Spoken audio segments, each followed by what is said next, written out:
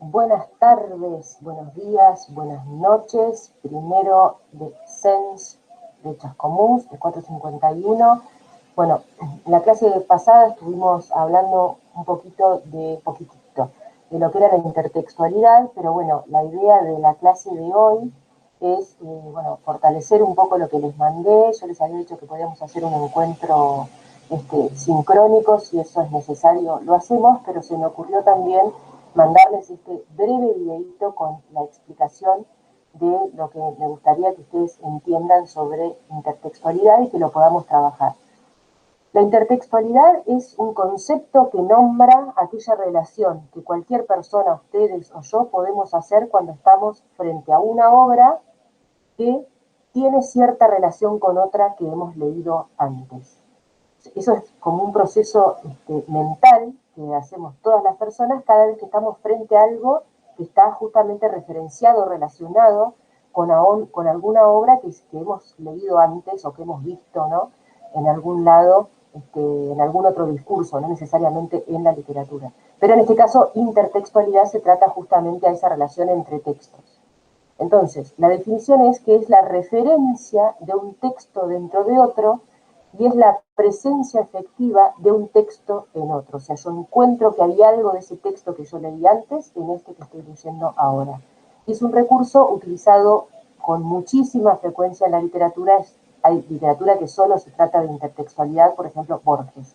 Borges todo el tiempo escribe sobre otras obras y bueno, siempre es un autor muy referenciado en este tema, ¿no?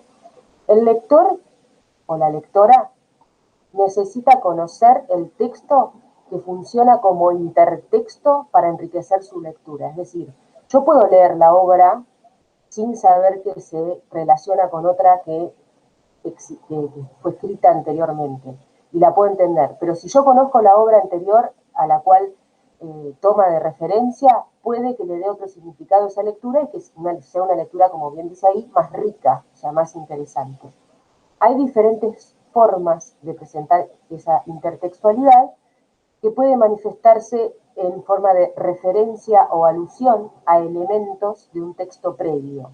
La mención, por ejemplo, puede aparecer un personaje, por ejemplo, Frankenstein, estamos leyendo una novela y de golpe aparece un personaje que, no sé, que un científico empieza a crear y quiere darle vida y lo construye en parte, y qué sé yo, por más que no sea la obra Frankenstein, cada vez que eso sucede, claramente hay un intertexto que hacemos con Frankenstein, porque eso es, la obra Frankenstein fue la primera que plantea esa situación. Situaciones, ¿no? Similares, situaciones que nos refieren a algo que también hemos leído, no sé, o que hemos visto, ¿no? En alguna película, no pasa lo mismo, sucede lo mismo, los personajes van al mismo lugar, les suceden las mismas cosas, bueno, pero algo puede ir cambiando. Digo, alguna otra característica propia del texto previo que aparece en el otro texto. Por ejemplo, el nombre de los personajes, puede ser alguna alusión, alguna situación, ¿se entiende? Algo que haga referencia en el texto nuevo a un texto previo que tiene esa mención, digamos. Otra forma de intertextualidad que ustedes ya conocen es la cita textual. La cita textual es directamente tomar palabras de un texto e incluirlas en el texto propio para lo que sea, ¿no? Es la interrelación que se da de una forma evidentemente explícita, o sea, en general está entre comillas, esa cita, las palabras del otro texto aparecen entre comillas, bien diferenciadas, se entiende del texto que estoy leyendo ahora, entre comillas se diferencian las palabras que son de otro texto, o sea, la intertextualidad está marcada ahí. Se copian las mismas palabras y se las incluye en otro texto, bueno, lo mismo que estoy diciendo, suelen aparecer entre comillas para diferenciarlas. El comentario es la relación que une a un texto con otro que habla de este. Por ejemplo, un prólogo podría ser un tipo de intertextualidad en esta que funciona el comentario. ¿Por qué? Porque un prólogo se trata de la obra que precede, ¿no? Entonces, hay una relación entre este texto con la obra que viene después. Si no existiera esa obra, este texto no puede, o sea, no puedo hacer un análisis de un cuento que no existe. Entonces, para que haya un análisis, por ejemplo, un ensayo sobre un cuento que vamos a leer en algún momento algunos, ¿qué hacemos? Tiene que existir el cuento para que el autor o la autora de ese ensayo pueda opinar, por ejemplo, pueda decir si ese cuento le parece, digamos, con determinadas características o en dónde lo incluye o qué movimiento le da. Esta relación se plantea siempre en los textos críticos literarios.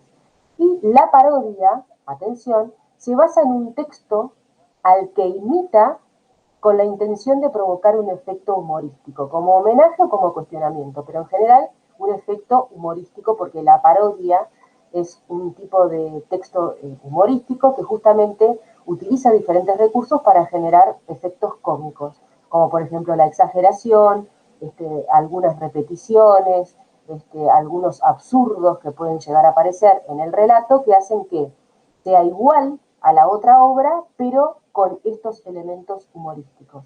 En el caso de lo que yo les pasé la clase anterior, presten atención porque probablemente estemos ante uno de estos casos de intertextualidad, pero bueno, hay uno que es evidentemente.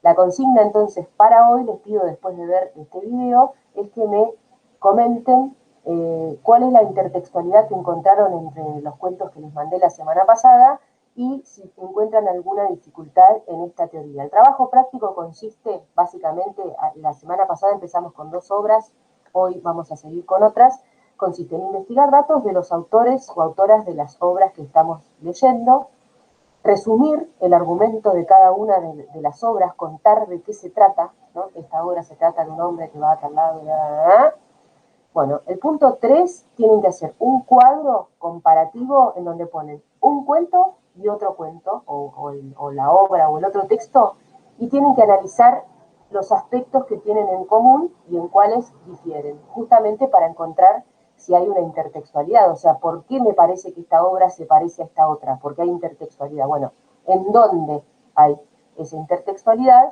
Y por último, la 4, es decir, entonces después que leímos las obras, qué tipo de intertextualidad estamos reconociendo entre las obras que estudiamos y analizamos. Cualquier duda la seguimos por el grupo o por los medios, digamos, por mail o como sea, pero espero que puedan seguir leyendo y resolviendo estos trabajos prácticos. Desde ya, muchas gracias por su atención y esperemos que podamos volver a vernos en la presencialidad. Nos vemos. Adiós.